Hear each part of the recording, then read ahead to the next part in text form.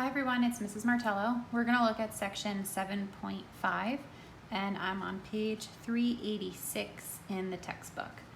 So today we are going to start factoring trinomials of the form x squared plus bx plus c.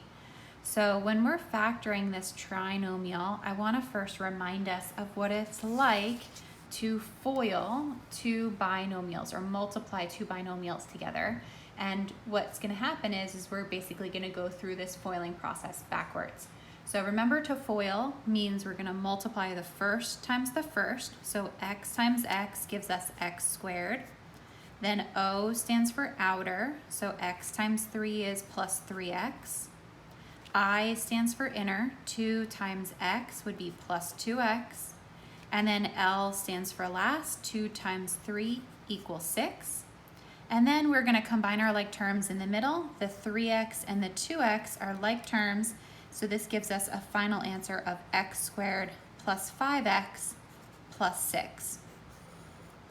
So when we're FOILing, we're multiplying out two binomials. What's going to happen now is we're going to be given this trinomial and we're going to write it in the factored form of two binomials being multiplied together. So we're basically going to go backwards. Now we're going to unfoil this trinomial and find the factored form. So to unfoil, we're going to unfoil, and this is factoring, to factor. So what I like to do is I like to think about our expression and where did the expression come from? Well, I know that this x squared came from me multiplying this x times this x. So this first term, we're going to call this the x squared term, and I'm going to put that in a table. I'm going to make a table with the product being x squared. Then I know, let's talk about this 6 over here. This is called the c term because it's our constant term. This 6 came from multiplying the last times the last. So 2 times 3 gave us 6. So again, this is another product that's going to give us 6. Then finally, let's talk about this middle term. We're going to call this the bx term. This bx term came from when I added together 3x and 2x. So this is going to be a sum to give us this bx term, or 5x. So now let's think about how we can make this combination work. Well, to get x squared, the only way I can do this is to multiply x times x. I know I need an x in the first parentheses and an x in the second parentheses, and that gives me that product of x times x. Now, for my product of 6, I do have two options. I could choose 1 times 6, or I could choose 2 times 3. So now to do this, I need to figure out which combination is going to give me the correct sum. So when I find this sum, remember we're using FOIL, or we're unfoiling. To get 3x and 2x, these were the outers and the inners. So I need to think about what were the outers plus the inners, and I'm going to do that right here in my table. So my outers would be x times 6, that would be 6x, plus my inners would be x times 1, that would be 1x, but this equals 7x. That's not what we want. We want it to equal 5x. So now let's try it down here with x times x, and now let's try it with the numbers 2 and 3. So we're going to do our outers. X times 3 would be 3x. And let's do our inners. X times 2 would be 2x.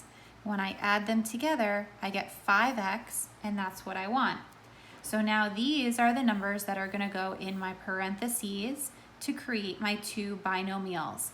This is the first and the first, and these are the last times the last, and again, this was the outers and this was the inners.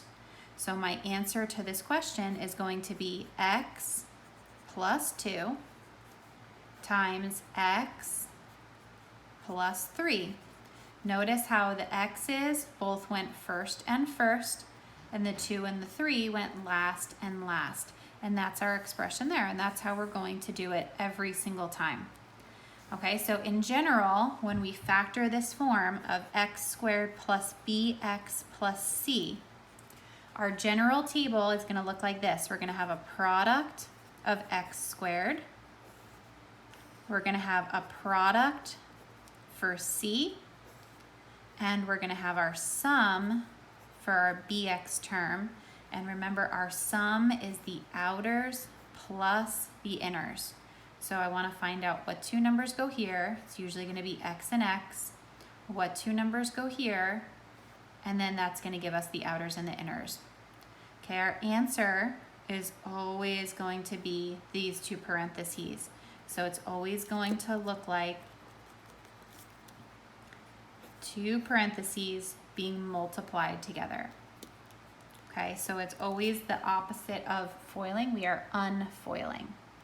Okay, let's take a look at example 1. We're going to give this a try. So in example 1, we have x squared plus 10x plus 16.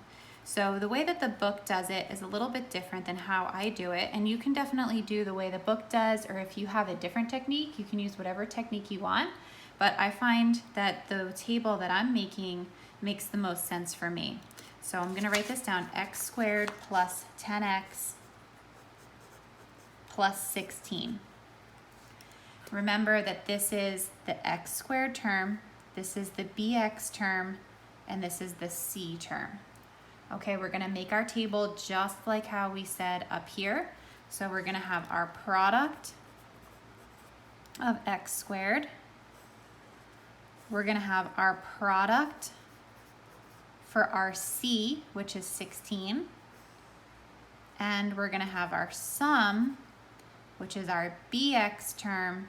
That's going to be 10x.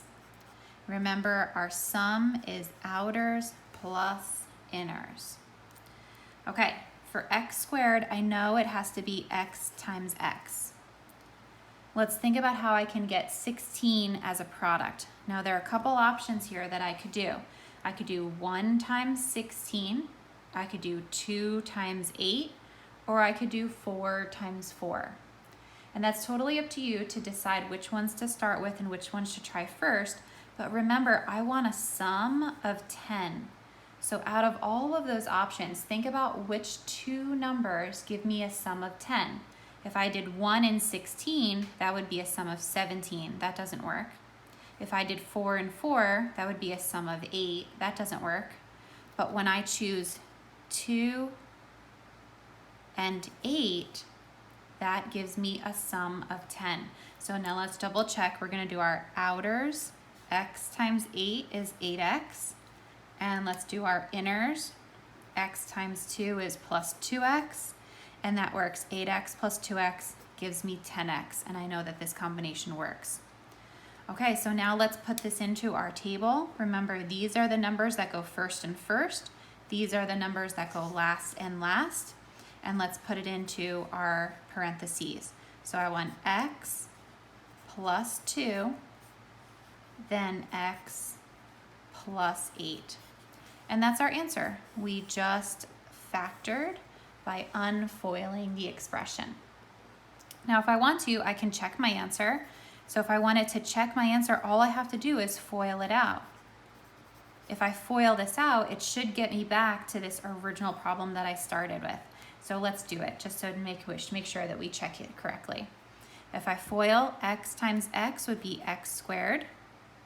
The outers would be plus 8x. The inners would be plus 2x. And the last would be plus 16. And if I add these two together, that gives me 10x, which is exactly the expression that we started with here. So I know that this works. Okay, let's do another one like this just so that we can see more examples. We're going to do monitoring progress number 1.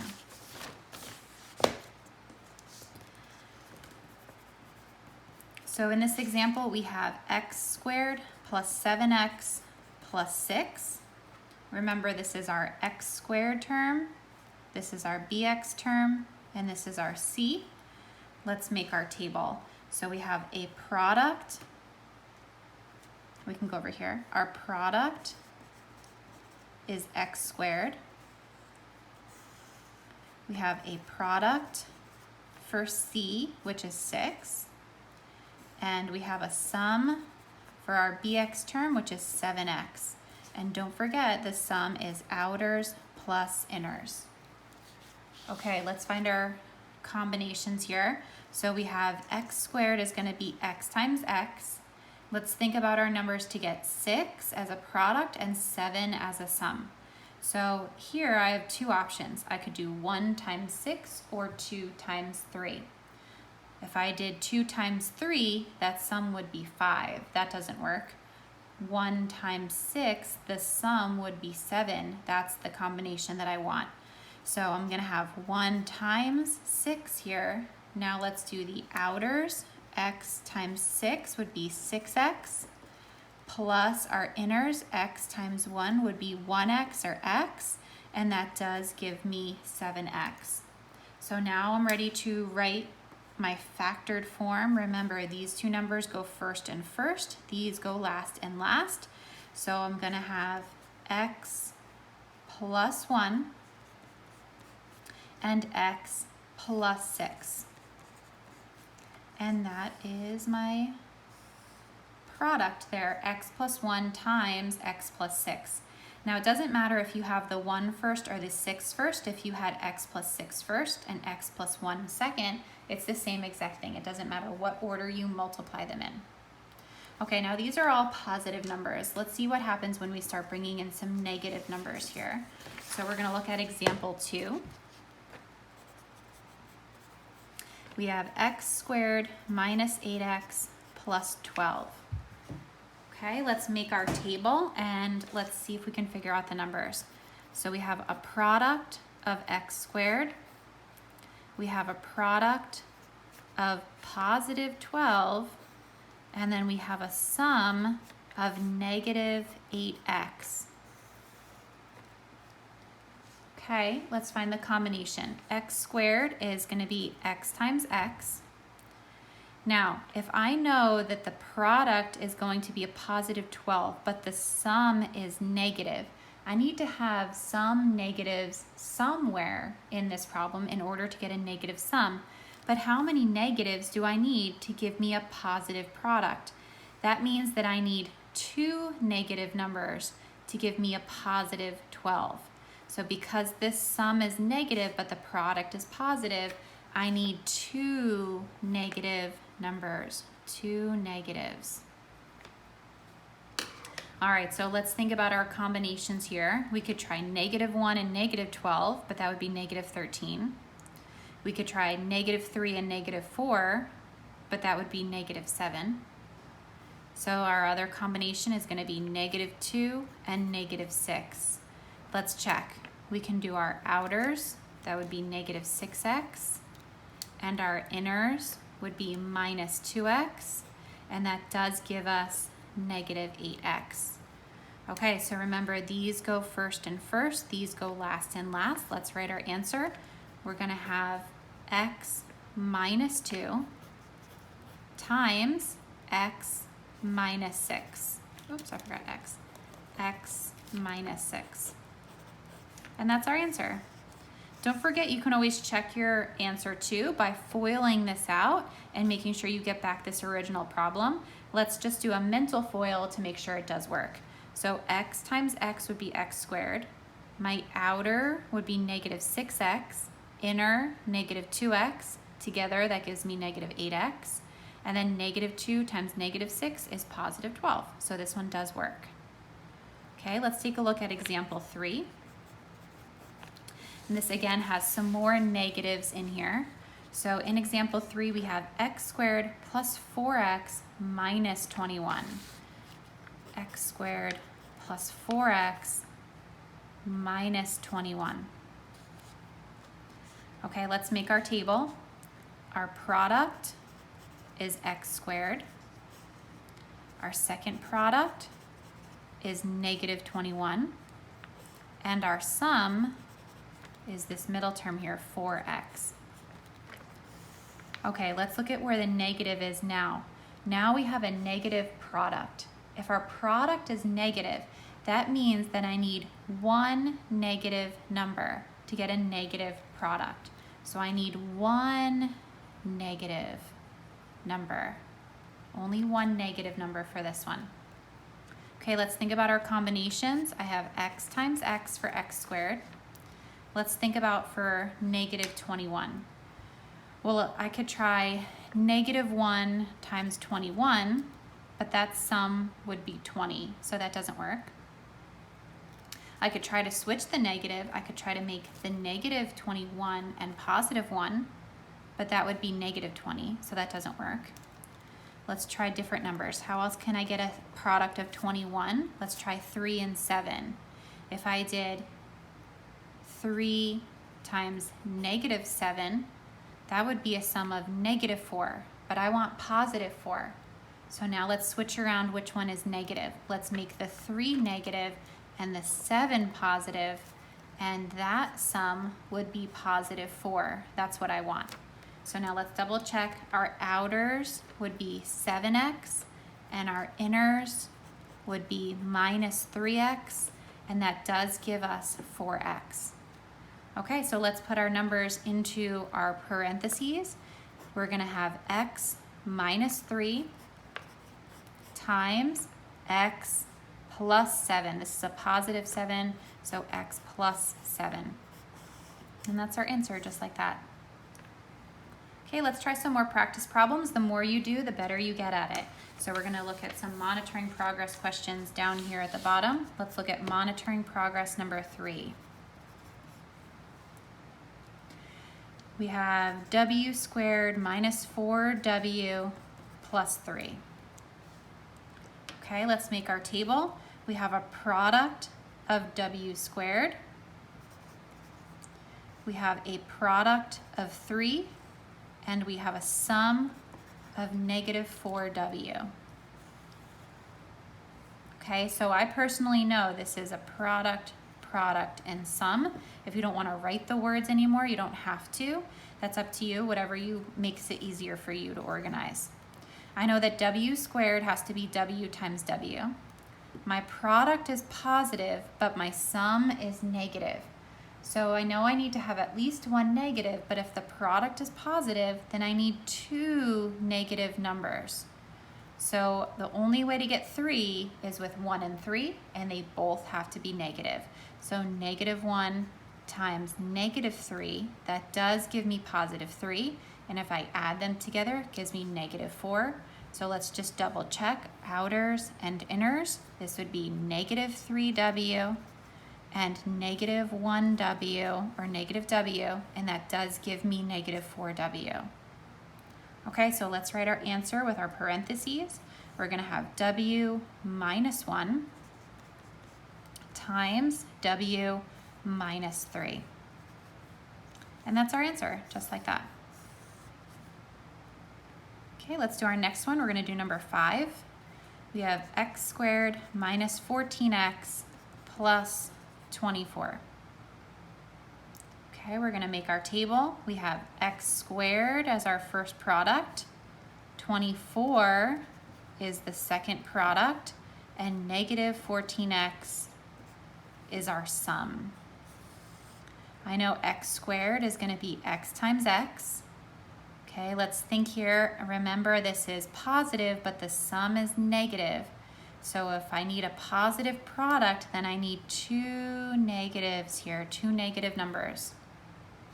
Okay, let's think about how we can get a product of 24 and a sum of negative 14. So let's see, would it be negative 4 and negative 6? No, that would be negative 10. How about negative 1 and negative 24? No, that would be a sum of negative 25. What about 3 and 8? Negative 3 and negative 8? No, that would be negative 11. Okay, our last option is negative 2 times negative 12. Yeah, that one is going to work. Our outers would be negative 12x, and our inners would be negative 2x, and that does give me negative 14x. So you see how I'm going through the possible combinations? If I can't see it at first, I write it down, and then if it doesn't work, I try new combinations. Let's write our answer. So in our parentheses, we're gonna have x minus 2 times x minus 12. Okay, we're gonna do one more together. Let's look at number 7. Y squared plus 13y minus 30. Our first product is y squared. Our second product is negative 30. And our sum is 13y. Okay, this time I have a negative product, so that means I need one negative number for this one, only one negative. Okay, my first product is y times y. Let's think about how I can get 30 to get this 13 here. It's definitely not 1 and 30, that's not gonna work. Remember, I need one negative number, so what if I try negative 3 and positive 10? Well, negative 3 and 10, that would be 7y. That doesn't work. If I made this positive and this negative, that would be negative 7y. That doesn't work. So it can't be these numbers. We need different numbers. Let's try 2 and 15. So if I do positive 2 and negative 15, that would give me negative 13, but I want positive 13. So let's switch it. We're gonna make this negative 2 and positive 15. Our outers would be 15y, and our inners would be negative 2y, and that does give me 13y. So let's write our answer.